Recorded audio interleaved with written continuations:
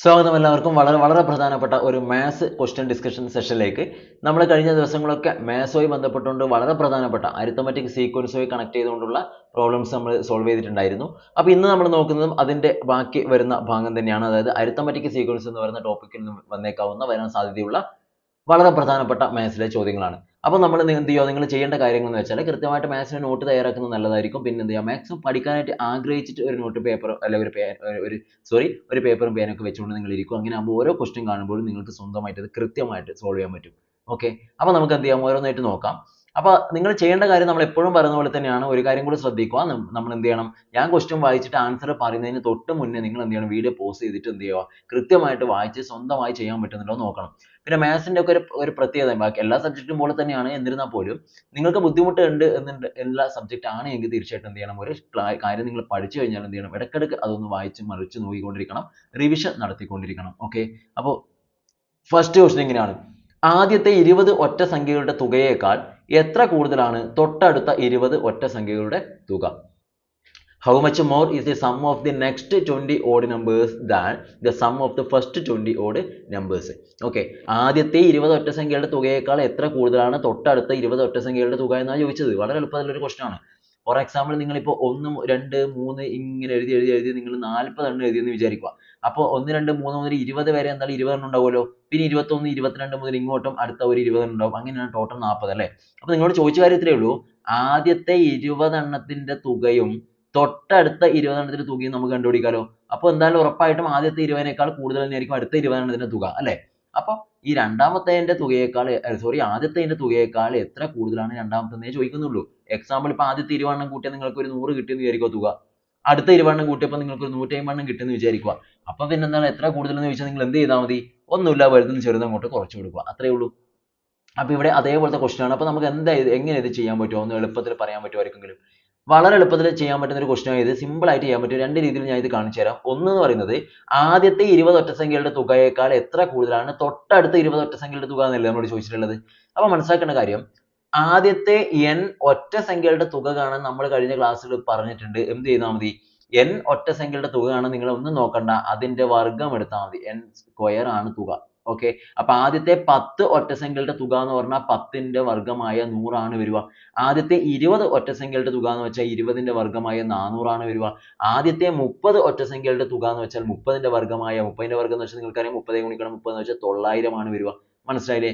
വർഗ്ഗം എന്ന് വെച്ചാൽ ഒരു സംഖ്യ അതേ സംഖ്യ കൊണ്ട് ഗുണിക്കുക എന്നാണ് അർത്ഥം. ക്ലിയർ?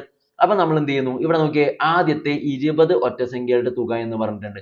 അപ്പൊ നിങ്ങൾക്ക് മനസ്സിലാക്കാം, ആദ്യത്തെ 20 എണ്ണത്തിന്റെ തുക അല്ലെ, sum of first 20 odd numbers എന്ന് പറയുന്നത് നിങ്ങൾക്ക് കിട്ടും. എവിടെ നിന്ന് എത്ര കിട്ടും?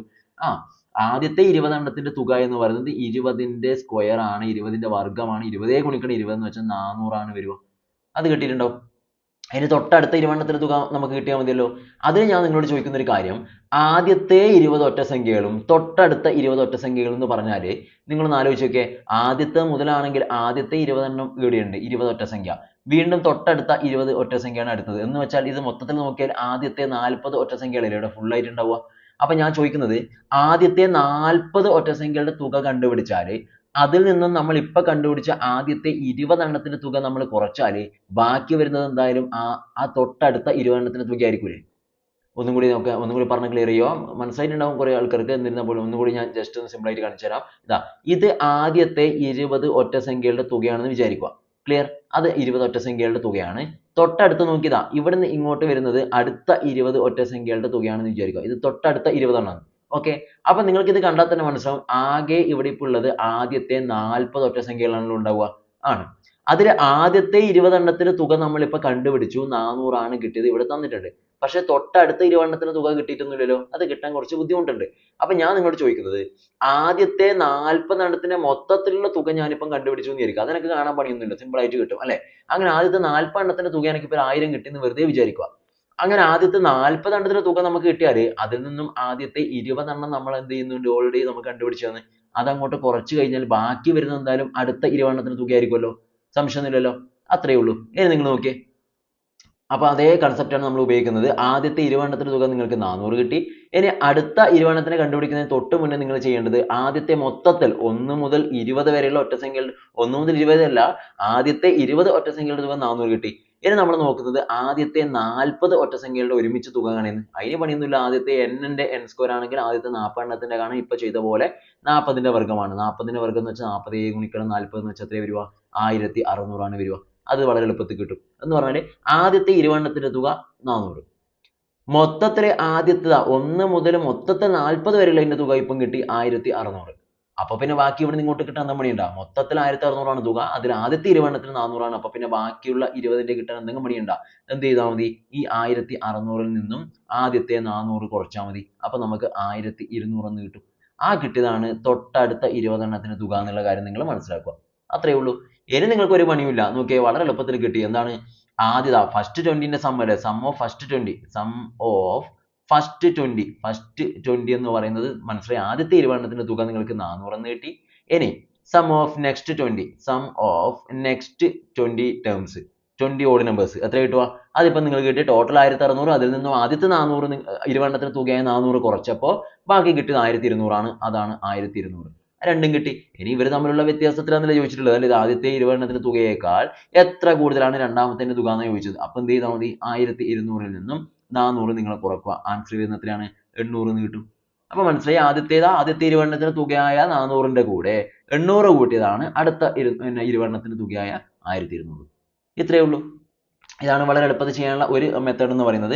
ഇനി നിങ്ങൾക്ക് വേണമെങ്കിൽ ഞാൻ എന്ത് ചെയ്യാം, ഒരു മെത്തേഡും കൂടെ ഒന്ന് കാണിച്ചു തരാം. നിങ്ങൾ വേണമെങ്കിൽ ഇതിന്റെ ഒരു സ്ക്രീൻഷോട്ട് എടുത്ത് വെച്ച് ഞാൻ ഇതൊന്ന് വായിക്കാൻ വേണ്ടി പോവാണ്. ഓക്കെ, അപ്പോൾ നമുക്ക് അടുത്ത ഒരു സെറ്റ് ഞാൻ കാണിച്ചു തരാം. അടുത്ത ഒരു ട്രിക്ക് എന്ന് പറയുന്നത് കണ്ടുപിടിക്കാനുള്ള ഒരു ട്രിക്ക് പറഞ്ഞുതരാം. ഇത്രയേ ഉള്ളൂ. ട്രിക്കൊന്നല്ല, നിങ്ങൾ ആദ്യത്തെ 20 ഒറ്റസംഖ്യകൾ എന്ന് പറഞ്ഞാൽ എന്താ വരുമോ എന്നുള്ളത് നിങ്ങളുടെ മനസ്സിലൊരു ഐഡിയ ഉണ്ടാവും. ആദ്യത്തെ 20 ഒറ്റസംഖ്യ എന്ന് പറഞ്ഞാൽ എത്രയാണ് ഉണ്ടാവുക? ആദ്യത്തെ 20 ഒറ്റസംഖ്യ എന്ന് പറഞ്ഞാൽ ഒരിക്കലും 20 വരെയുള്ള ഒറ്റസംഖ്യ അല്ല എന്നുള്ള കാര്യം ആദ്യം മനസ്സിലാക്കുക. ആദ്യത്തെ 20 എണ്ണമാണ്. അപ്പൊ നോക്കിയാൽ നിങ്ങൾ ഇതാ ഫസ്റ്റ് എത്തത് 1, പിന്നെ 3, പിന്നെ 5. 5 വരെ ആകുമ്പോൾ ആദ്യത്തെ 3 എണ്ണം ആയത്. അങ്ങനെ പോയി നമുക്ക് 20 എണ്ണം കിട്ടണമെങ്കിൽ അത് എവിടെയായിരിക്കും ഉണ്ടാവുക?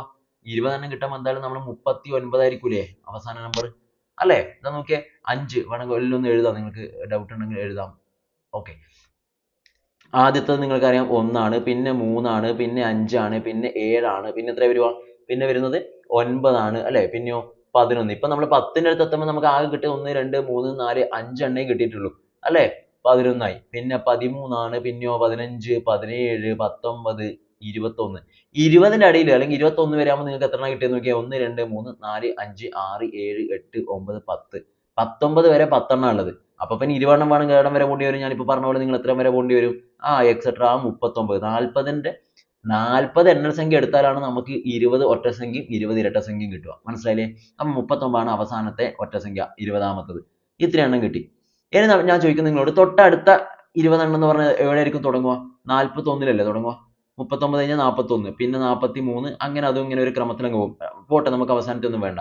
അപ്പൊ ഞാൻ നിങ്ങൾക്ക് തോന്നുന്നത് എല്ലാവർക്കും ഒന്നും മനസ്സിലാവുന്നില്ല. ചില ആളുകൾക്ക് ലോജിക്ക് കിട്ടിയെങ്കിൽ അവർക്ക് ഇത് പെട്ടെന്ന് മനസ്സിലാവും. നിങ്ങൾ നോക്കേണ്ട കാര്യം, നമ്മൾ നേരത്തെ ചെയ്തത് ആദ്യത്തെ 20 എണ്ണത്തിന്റെ തുക നമ്മൾ കണ്ടുപിടിച്ചു 400. അടുത്ത 20 എണ്ണത്തിന്റെ തുക നമുക്ക് കിട്ടി 1200. എന്നിട്ട് അവരുടെ വ്യത്യാസമാണ് നമ്മൾ എടുത്തത്. ആണല്ലോ? അതാണ് നമ്മൾ തൊട്ട് മുന്നേ ചെയ്തത്.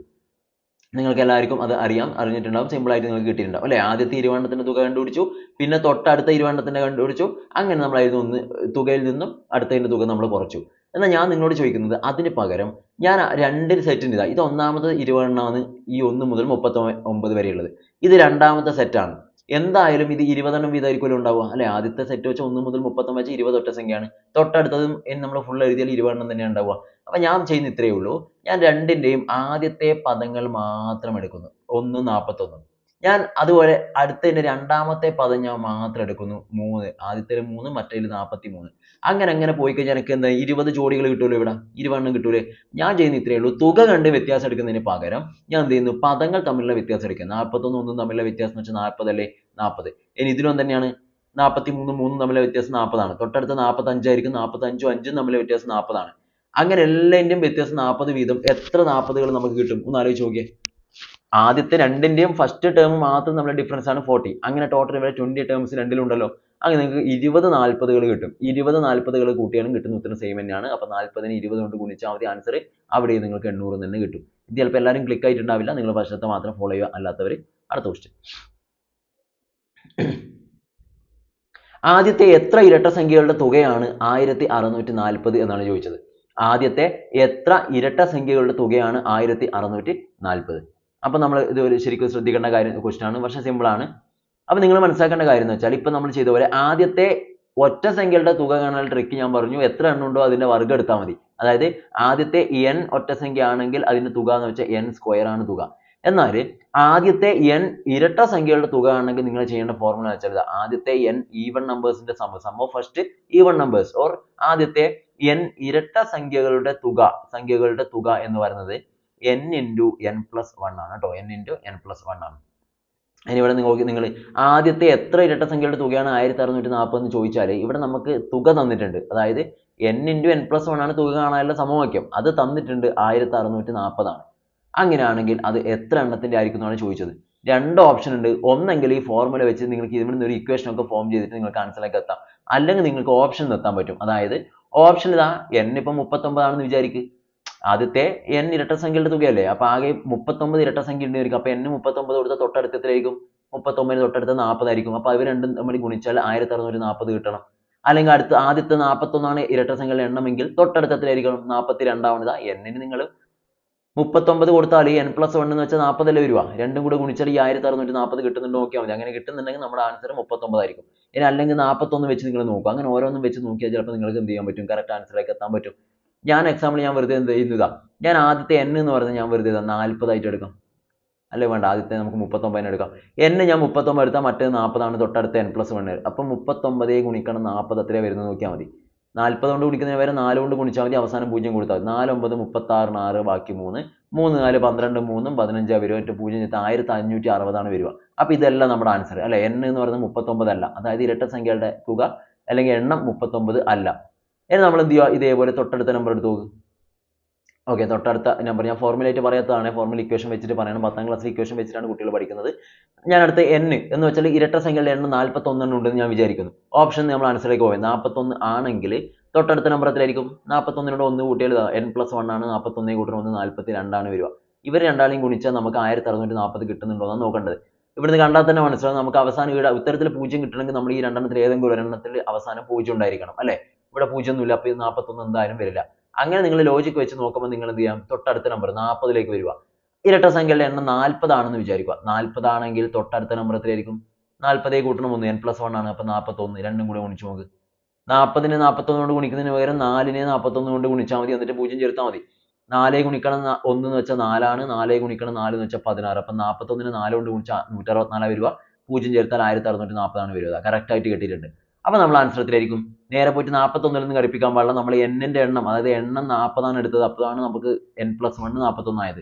അപ്പോൾ നമ്മുടെ ഇവിടുന്ന് ആൻസർ കിട്ടുന്നത് വളരെ എളുപ്പത്തിൽ കിട്ടി. 41 ആണ് എന്നുള്ള കാര്യം ഓർത്തിരിക്കുക. ഓക്കെ, സോറി 41 അല്ല, നമ്മുടെ ആൻസർ വരുന്നത് 40 ആണ് എന്നുള്ള കാര്യം ഓർത്തിരിക്കുക. 40 ആണ് നമ്മുടെ ആൻസർ ആയിട്ട് വരിക. ക്ലിയർ? അപ്പോൾ നിങ്ങൾ ശരിക്കും മനസ്സിലാക്കുക. ഇങ്ങനെയുള്ള കാര്യങ്ങൾക്ക് ഓപ്ഷൻ നമുക്ക് പോകാൻ പറ്റും. നിങ്ങൾ മനസ്സിലാക്കേണ്ട കാര്യം ഇത്രയേ ഉള്ളൂ. ഇത് നിങ്ങൾ എന്തായാലും അറിഞ്ഞിരിക്കണം. എന്താണ്? n ഒറ്റ സംഖ്യകളുടെ തുക കാണാൻ n സ്ക്വയർ ആണ്. പക്ഷേ n ഇരട്ട സംഖ്യകളുടെ, അതായത് എത്ര എണ്ണം ഇരട്ട സംഖ്യ ഉണ്ടോ അതിന്റെ തുക കാണണമെങ്കിൽ എന്ത് ചെയ്താൽ മതി? ആ എണ്ണത്തിനെ അതിന്റെ തൊട്ടടുത്ത നമ്പർ കൊണ്ട് ഗുണിച്ചാൽ മതി എന്നാണ് നമ്മൾ പഠിക്കുന്ന കാര്യം. ഓക്കെ, അപ്പോൾ ഇവിടെ 40 ഇരട്ട സംഖ്യ ഉള്ളെങ്കിൽ അതിന്റെ തുക കിട്ടാൻ എന്ത് ചെയ്യണം? 40നെ തൊട്ടടുത്ത നമ്പറായ 41 കൊണ്ട് ഗുണിക്കണം. ഇനി 39 ഇരട്ട സംഖ്യ ഉള്ളെങ്കിൽ 39നെ തൊട്ടടുത്ത നമ്പറായ 40 കൊണ്ട് ഗുണിക്കണം. അപ്പോൾ ഇവിടെ നമുക്ക് 40 എണ്ണം ഉള്ളത്, അതുകൊണ്ട് n എന്ന് വെച്ചാൽ 40 ആണ് ആൻസർ. അടുത്ത ക്വസ്റ്റ്യനിലേക്ക് വരാം. തുടർച്ചയായ 25 എണ്ണൽ സംഖ്യകളിൽ 13ാം സംഖ്യ 35 ആയാൽ സംഖ്യകളുടെ ആകെ തുക എത്ര എന്നാണ് ചോദിച്ചത്. If the 13th term of first 25 consecutive natural numbers is 35, what is the sum of the numbers എന്നാണ് ചോദിച്ചത്. ക്വസ്റ്റ്യൻ കൃത്യമായിട്ട് മനസ്സിലാക്കുക. തുടർച്ചയായ 25 എണ്ണൽ സംഖ്യയാണ് ഉള്ളത്. 25 എണ്ണൽ സംഖ്യ തുടർച്ചയായതാണ്. അതായത് 1ലെ തുടങ്ങുന്നെങ്കിൽ 1 2 3 4 അങ്ങനെ 25 വരെ. ഇനി 5ലെ തുടങ്ങുന്നെങ്കിലോ 5 6 7 8 അങ്ങനെ ആദ്യത്തെ 25 എണ്ണം. എന്ത് പറഞ്ഞാലും തുടർച്ചയായ എണ്ണൽ സംഖ്യകളാണ്. 25 എണ്ണം ഉണ്ടെന്ന് നമുക്ക് മനസ്സിലായി അല്ലെ. തുടർച്ചയായ എണ്ണൽ സംഖ്യകളാണ്. എണ്ണൽ സംഖ്യകളിൽ 13ാം സംഖ്യ 35 ആണെന്ന് പറഞ്ഞിട്ടുണ്ട്. അതിൽ 13ാമത്തത് 35 ആണെന്ന് പറയുന്നുണ്ട്. അങ്ങനെയാണെങ്കിൽ സംഖ്യകളുടെ ആകെ തുക എത്രയാണെന്ന് ചോദിച്ചത്. വളരെ എളുപ്പത്തിൽ കിട്ടൂലേ? നിങ്ങളൊന്ന് ആലോചിച്ച് നോക്കിയേ. തുടർച്ചയായി 25 എണ്ണം ഉണ്ടെന്നാണ് പറഞ്ഞത്. 25 എണ്ണം ഉണ്ട്. നമ്മൾ കഴിഞ്ഞ ക്ലാസ്സിൽ തന്നെ ചെയ്തിട്ടുണ്ട്. ഈ സംഖ്യകളുടെ എണ്ണവും തുകയൊക്കെ കിട്ടി അതിന്റെ മധ്യപദം കിട്ടാനൊക്കെ വളരെ എളുപ്പമുള്ള ട്രിക്ക് ഉണ്ടെന്നൊക്കെ നമ്മളന്ന് പറഞ്ഞിട്ടുണ്ട് അല്ലെ. ക്ലിയർ? അപ്പൊ തുടർച്ചയായി 25 എണ്ണൽ സംഖ്യ ഉണ്ടെന്ന് നിങ്ങളോട് പറഞ്ഞു. അപ്പൊ നിങ്ങളൊന്ന് ആലോചിച്ച് നോക്കുക. ഇതാ ഞാനിപ്പോൾ തുടർച്ചയായി 3 എണ്ണൽ സംഖ്യ എടുത്താൽ അതിൽ 3 എണ്ണം എടുത്താൽ അതിന്റെ മധ്യപദം എന്ന് പറഞ്ഞാൽ രണ്ടാമത്തേതായിരിക്കുമല്ലേ. എന്ന് വെച്ചാൽ 3ന്റെ തൊട്ടടുത്ത പദമായ 4ന്റെ പകുതി രണ്ടാമത്തെ ആയിരിക്കുമല്ലോ. ഇനി ഞാൻ തുടർച്ചയായ 5 എണ്ണം എടുത്തെന്ന് വിചാരിക്കും. അപ്പൊ അതിന്റെ മധ്യപദം എന്ന് പറയുന്നത് എന്താ വരിക? മദ്യം എന്ന് വെച്ചാൽ മിഡിൽ ടേം എന്തായിരിക്കും ഉണ്ടാവുക?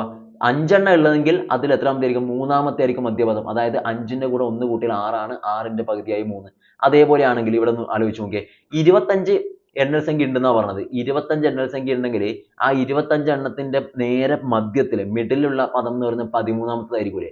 25ന്റെ തൊട്ടടുത്ത നമ്പർ 26. അതിന്റെ പകുതി എന്ന് വെച്ചാൽ 13 അല്ലേ? എന്ന് വെച്ചാൽ നമുക്ക് മിഡിൽ വാല്യൂ തന്നിട്ടുണ്ട്, ഇവിടെ കിട്ടിയിട്ടുണ്ട്. അത് മധ്യപദം എന്ന് പറഞ്ഞതിന് പകരമാണ് അവർ എന്ത് ചെയ്തത്? മിഡിൽ നമ്പർ എന്ന് തന്നിട്ടുള്ളത്. അപ്പോൾ 1, 2, 3 അങ്ങനെ നിങ്ങൾ എഴുതി പോയാൽ നമുക്ക് എന്ത് കിട്ടും? 13ാമത്തെ ടേം എന്ന് വെച്ചാൽ മധ്യപദം ഇവിടെ തന്നിട്ടുണ്ട്. എത്രയാണ്? 35 തന്നിട്ടുണ്ട്. ആകെ പദങ്ങളുടെ എണ്ണം n എന്ന് പറഞ്ഞാൽ എത്ര തന്നിട്ടുണ്ട്? 25 എന്ന് പറയുന്നുണ്ട്. അങ്ങനെയാണെങ്കിൽ തുകയെ ചോദിക്കുന്നുള്ളൂ. അപ്പൊ നമ്മൾ നേരത്തെ പഠിച്ചിട്ടുണ്ട്, ഇങ്ങനെയുള്ള കാര്യങ്ങളിൽ തുക കാണുന്നതിൽ ഏറ്റവും നല്ല ട്രിക്ക് എന്ന് പറയുന്നത് എന്തായിരിക്കും? എന്താ ട്രിക്ക്? ഒന്നും നോക്കണ്ട, മിഡിൽ ടേം അല്ലെങ്കിൽ മധ്യപദത്തിന് നിങ്ങൾ എന്ത് ചെയ്താൽ മതി? നേരെ നമ്പർ ഓഫ് ടേംസ് കൊണ്ട് അല്ലെങ്കിൽ total number of terms, okay, number of term കൊണ്ട് നിങ്ങൾ മൾട്ടിപ്ലൈ ചെയ്താൽ നിങ്ങൾക്ക് തുക കിട്ടും. വളരെ സിമ്പിൾ ആയിട്ട് കിട്ടും. എക്സാമ്പിൾ ഞാൻ ഏറ്റവും ചെറുത് കാണിച്ചുതരാം. 1, 2, 3 ഇതാണ് ആദ്യത്തെ 3 തുടർച്ചയായ പദം. അതിന്റെ മധ്യപദം 2 ആണ്. 2നെ നമ്പർ ഓഫ് ടേംസ് ആയി 3 കൊണ്ട് ഗുണിച്ചാൽ നിങ്ങൾക്ക് തുക കിട്ടും 6. ഇതിനെല്ലാം കൂട്ടി നോക്കിയാൽ 3, 2, 5, 1, 6 തന്നെയാണ് കിട്ടും. അത്രയേ ഉള്ളൂ. ഇനി ഒന്നും നോക്കണ്ട, മധ്യപദം ഇവിടെ തന്നിട്ടുണ്ട് 35 ആണ്. അപ്പൊ 35നെ മിഡിൽ ടേം 35 ആണ്. അതിനെ ആകെ പദങ്ങളുടെ എണ്ണമായ 25 കൊണ്ട് നിങ്ങൾ ഗുണിച്ചാൽ മതി, ഉത്തരം കിട്ടും. അതിനെ ഗുണിക്കാൻ പണിയൊന്നുമില്ലല്ലോ. 35നെ നിങ്ങൾ 25 കൊണ്ട് ഗുണിക്കുക, അത്ര കിട്ടും. 35 ഗുണിക്കണം 25, 35 ഗുണിക്കണം 25 ഗുണിച്ചു നോക്കുക. 5 ഗുണിക്കണം 5, 25, 5 ബാക്കി 2, 3, 5, 15, 2, 17. ഇനി 2 ഗുണിക്കണം 5, 10, 0 ബാക്കി 1, 26, 1, 7 ആണ് വരിക. അപ്പൊ 5, 7, 8 ഉത്തരം 875 ആണ്. ഓപ്ഷൻ ബി ആണ് വരിക. 875 ആണ് വരിക. ഓക്കെ, അപ്പൊ നിങ്ങൾ ഇവിടെ പഠിക്കേണ്ട കാര്യം ഇത്രയേ ഉള്ളൂ. നമ്മൾ അതിൽ നന്നായി പഠിച്ചു തന്നെയാണ് ഞാൻ അവിടെ സ്പീഡാക്കിയിട്ട് പറയുന്നത്. നമ്മൾ ഇതൊക്കെ ഇതിനു മുന്നേ ഒരുപാട് ഡിസ്കസ് ചെയ്തു. അപ്പൊ നിങ്ങൾ കൃത്യമായിട്ട് റിവൈസ് ചെയ്തിരിക്കുന്നവരാണെങ്കിൽ നിങ്ങൾക്ക് എളുപ്പത്തിൽ കിട്ടും ഇത്. മനസ്സിലായില്ലേ? അപ്പൊ എപ്പോഴും മനസ്സിലാക്കുക, ഒരു സമാന്തര ശ്രേണിയിലെ മധ്യപദം അഥവാ മിഡിൽ ടേം തന്നാല്, മധ്യപദം അതുപോലെ പദങ്ങളുടെ എണ്ണം, നമ്പർ ഓഫ് ടേംസ് അതുപോലെ തുകയൊക്കെ തന്നാൽ നിങ്ങൾക്ക് അവിടെ കണക്ട് ചെയ്യേണ്ട സാധനം ഇത്രയേ ഉള്ളൂ. തുക കിട്ടണമെങ്കിൽ എന്ത് ചെയ്യണം? മധ്യപദത്തിനെ എന്ത് ചെയ്യണം? എണ്ണം കൊണ്ട്, ആകെ പദങ്ങളുടെ എണ്ണം കൊണ്ട് നിങ്ങൾ ഗുണിച്ചാൽ നിങ്ങൾക്ക് ആൻസർ കിട്ടും. അടുത്ത ക്വസ്റ്റ്യൻ, ആദ്യത്തെ 15 ഒറ്റ സംഖ്യകളുടെ തുക എത്രയാണ്? സിമ്പിൾ ആണ്, നമ്മൾ നേരത്തെ പറഞ്ഞു അല്ലെ. ആദ്യത്തെ n എന്താണ്? Find the sum of first 15 odd numbers എന്നാണ് പറയുന്നത്. ആദ്യത്തെ 15 ഒറ്റ സംഖ്യകളുടെ തുക നേരത്തെ പഠിച്ചു. ആദ്യത്തെ n ഒറ്റ സംഖ്യകളുടെ തുക എന്ന് പറയുന്നത് sum of n odd number എന്ന് പറയുന്നത് n² ആണ്. അപ്പൊ പിന്നെ നിങ്ങൾക്ക് കിട്ടി sum of first 15 odd number എന്തായിരിക്കും? n ഓഡ് നമ്പർ ആണെങ്കിൽ n². അപ്പൊ 15 ഉണ്ടെങ്കിലോ 15ന്റെ സ്ക്വയർ, ഒരു പണിയില്ല. തുക എന്ന് പറയുന്നത് 15ന്റെ സ്ക്വയർ ആണ്. മീൻസ് 15 ഗുണിക്കണം 15 ആണ് അർത്ഥം. ആൻസർ 225 ആണ് വരിക. ഡയറക്റ്റ് ക്വസ്റ്റൻ ആണ്, അതുകൊണ്ട് പിന്നെ അധികം നമ്മളായിരുന്നു ടൈം കളയണ്ട. ഓക്കെ, അടുത്ത ഒരു ക്വസ്റ്റ്യൻ ഇതാ. 100നും 200നും ഇടയിലുള്ള 6ന്റെ ഗുണിതങ്ങളുടെ ആകെ തുക എന്ത് എന്നാണ് ചോദിച്ചത്. 100നും 200നും ഇടയിലുള്ള 6ന്റെ ഗുണിതങ്ങളുടെ ആകെ തുക എന്ത് എന്നാണ് നമ്മൾ ചോദിച്ചത് അല്ലെ. 6ന്റെ ഗുണിതങ്ങൾ എന്ന് പ്രത്യേകം പറയുന്നുണ്ട്. അപ്പൊ നമ്മൾ ചെയ്യേണ്ട കാര്യത്തിലേ ഉള്ളൂ, 100ന്റെയും 200ന്റെയും ഇടയിലുള്ള 6ന്റെ ഗുണിതങ്ങളാണ്. 6ന്റെ ഗുണിതങ്ങൾ, ഇങ്ങനെ 6ന്റെ ഗുണിതം എന്നൊക്കെ പറയുമ്പോൾ മനസ്സിലായിക്കോ, പൊതുവ്യത്യാസം 6 ആയിരിക്കും. തുകയാണ് ചോദിച്ചത്. തുക കാണാൻ നമ്മൾ എപ്പോഴും പഠിച്ചൊരു കാര്യമുണ്ട്. സമ്മ് കാണണമെങ്കിൽ, അല്ലെങ്കിൽ തുക കാണാൻ നിങ്ങൾ പഠിച്ചിട്ടുണ്ട്. എന്താണ് പഠിച്ചത്? ഏറ്റവും സിമ്പിൾ ആയിട്ട് നിങ്ങൾ പഠിച്ചിട്ടുണ്ട്. എന്താണ്? ആകെ പദം എത്രയുണ്ടോ അതിന്റെ പകുതിയെ എന്ത് ചെയ്യണം? ആദ്യ പദവും അവസാന പദവും കൂടെ കൂട്ടിയാൽ കിട്ടുന്നതിനെ കൊണ്ട് ഗുണിച്ചാൽ മതി. അന്ന് പണ്ട് എഴുതി വെച്ച് നിങ്ങൾ എഴുതി വെച്ചിട്ടാണ്. ഇപ്പൊ റീസെന്റ് ക്ലാസ് നിങ്ങൾ എഴുതി വെച്ചിട്ടുണ്ട്, പഠിച്ചതായിരിക്കും, പണിയൊന്നുമില്ല. അപ്പൊ നമുക്ക് ഇവിടെ ഈ പറഞ്ഞ സാധനങ്ങളൊക്കെ കിട്ടണം. അതിൽ എത്ര എണ്ണം ഉണ്ട് ഇതിന്റെ ഇടയിൽ 6ന്റെ ഗുണിതങ്ങളായിട്ട് എന്നുള്ളത് നമുക്ക് അറിയില്ല. അപ്പൊ എണ്ണം കണ്ടുപിടിക്കാൻ നമ്മൾ വേറൊരു തട്ടിപ്പ് പഠിച്ചിട്ടുണ്ട്. എന്ത് ചെയ്യണം? അവസാന പദത്തിൽ നിന്നും ആദ്യത്തെ പദം കുറച്ചിട്ട് പൊതുവ്യത്യാസം കൊണ്ട് ഹരിക്കുക, എന്നിട്ട് 1 കൂട്ടണം. രണ്ടിന് നമ്മുടെ കയ്യിൽ സമവാക്യങ്ങളുണ്ട്. ഈ രണ്ട് സാധനങ്ങൾ ഉപയോഗിച്ചാൽ നിങ്ങൾക്ക് വളരെ എളുപ്പത്തിൽ കിട്ടുക. ഇത് ഉപയോഗിക്കുക. പിന്നെയോ രണ്ടാമത്തെ സമവാക്യമായിട്ട് നമുക്ക് അവിടെ വരുന്ന സാധനം ഇതാ. ഈ രണ്ട് സമവാക്യങ്ങൾ ഉപയോഗിച്ച് കഴിഞ്ഞാൽ നിങ്ങൾക്ക് എന്ത് കിട്ടും? വളരെ എളുപ്പത്തിൽ എന്ത് ചെയ്യാൻ പറ്റും? ആൻസറിലേക്ക് എത്താൻ പറ്റും. ക്ലിയർ ആവുന്നുണ്ടോ? നിങ്ങൾ എന്ത് ചെയ്യണം? ആദ്യം ഇവർക്കിടയിൽ എത്ര എണ്ണം ഉണ്ട് നോക്കണം. എണ്ണം കിട്ടിയാൽ നമുക്ക് തുക കാണാൻ പറ്റും. ആദ്യ പദം അവസാന പദം ഇവിടെ തന്നിട്ടൊന്നുമില്ല. കാരണം 6ന്റെ ഗുണിതമായതുകൊണ്ട് തന്നെ 100 എന്ന് പറയുന്നത് 6ന്റെ ഗുണിതം അല്ലല്ലോ. അപ്പൊ 100ന്റെ തൊട്ടടുത്തുള്ള 6ന്റെ ഗുണിതം ഏതാണെന്ന് നിങ്ങൾ നോക്കണം. 100ന്റെ തൊട്ടടുത്തുള്ള 6ന്റെ ഗുണിതം ഏതായിരിക്കും? നിങ്ങൾക്ക് ശരിക്കും പറഞ്ഞാൽ കൃത്യമായിട്ട് നോക്കാൻ പറ്റും. അങ്ങനെ കിട്ടുന്നില്ലെങ്കിൽ എന്ത് ചെയ്യുക? 100നെ 6 കൊണ്ട് ഹരിക്കുക. 100ൽ 6 എത്ര തവണ പോകും? 10ൽ ഒരു തവണ. ഒരു 6 6ആണ്, ബാക്കി 4 ഉണ്ട്. ഇനിയിപ്പോൾ 40 ആണ് ഉള്ളത്. 40ൽ എത്ര 6 ഉണ്ട്? 3 6 18, 4 6 24, 5 6 30 അല്ലെ. 6 6 36, 6 6 36. വീണ്ടും 40 വരുന്നുണ്ട്, 4 ശിഷ്ടം വരുന്നുണ്ട്. എന്ന് പറഞ്ഞാൽ ഈ 4 കുറച്ചാൽ 96 എന്ന് പറയുന്നത് 6ന്റെ ഗുണിതമാണ് അല്ലേ? 6 കൊണ്ട് പൂർണ്ണമായി ഹരിക്കാൻ പറ്റുമല്ലോ അല്ലേ? 96നെ 6 കൊണ്ട് പൂർണ്ണമായി ഹരിക്കാം. ഇതാ 100ന്ന് 4 ശിഷ്ടം വന്നുവല്ലോ. അപ്പോൾ ശിഷ്ടം വന്നു എന്ന് പറഞ്ഞാൽ എന്താണ്? 96 വരെ 6ന്റെ ഗുണിതങ്ങളാണ്. പിന്നെ ഒരു 4 അധികം വന്നു. അതാണ് ഇങ്ങനെ കാണിച്ചത് 100ൽ. ഓക്കെ. അപ്പോൾ നമുക്ക് 100ന്റെ ഇടയിലാണ് വേണ്ടത്. 100നും 200നും ഇടയിൽ എന്ന് വെച്ചാൽ 96 നമുക്ക് എടുക്കാൻ കഴിയില്ല. അപ്പോൾ അതിൻ്റെ കൂടെ ഒരു 6ഉം കൂടി നിങ്ങൾ കൂട്ടുക. അപ്പോൾ എത്ര കിട്ടും? 96ഉം 6ഉം കൂട്ടിയാൽ 102 ആണ് നമ്മുടെ ഫസ്റ്റ് 100ന്റെ 200ന്റെ ഇടയിലുള്ള ആദ്യത്തെ 6ന്റെ ഗുണിതം 102 ആണ്. തൊട്ടടുത്ത് എത്രയായിരിക്കും? 6ന്റെ ഗുണിതമായതുകൊണ്ട് 6 കൂട്ടിയാൽ മതി. 108 വരും. അങ്ങനെ പോയിട്ട് 200ന്റെ തൊട്ടടുത്ത് ഏതാണെന്ന് നോക്കണം. അത് നിങ്ങൾ എന്ത് ചെയ്യേണ്ടി വരും? 200ന്റെ തൊട്ടടുത്ത് കാണാൻ ഇതേപോലെ എന്ത് ചെയ്യുക? 200 കൊണ്ട് നിങ്ങൾ ഹരിക്കുക. 200 കൊണ്ട് ഹരിക്കുക. വേറെ വഴിയൊന്നുമില്ല. 200 കൊണ്ട് നിങ്ങൾ ഹരിക്കുക. ഇതാ 200 കൊണ്ട് ഞാൻ 6നെ ഹരിക്കുന്നു.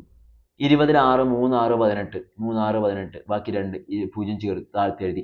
അപ്പോൾ വീണ്ടും 3 6 18 ശിഷ്ടം 2 എന്ന് പറഞ്ഞാൽ എന്താണ്? 198 എന്ന് പറയുന്നത് എന്തായിരിക്കും? 6ന്റെ ഗുണിതമായിരിക്കും അല്ലേ? 198 3 6 18 3 6 18 അത് കഴിഞ്ഞിട്ടാണ് ബാക്കി 2 അധികം വന്നു. അതാണ് 200 ആവുന്നത്. ഓക്കെ. അപ്പോൾ 198 ആണ് അടുത്തത്. അപ്പോൾ ഇവിടെ നിങ്ങൾക്ക് മനസ്സിലായി. ഇങ്ങനെയാണ് ചെയ്യേണ്ടത്. അപ്പോൾ നിങ്ങൾക്ക് എന്ത് മനസ്സിലായി?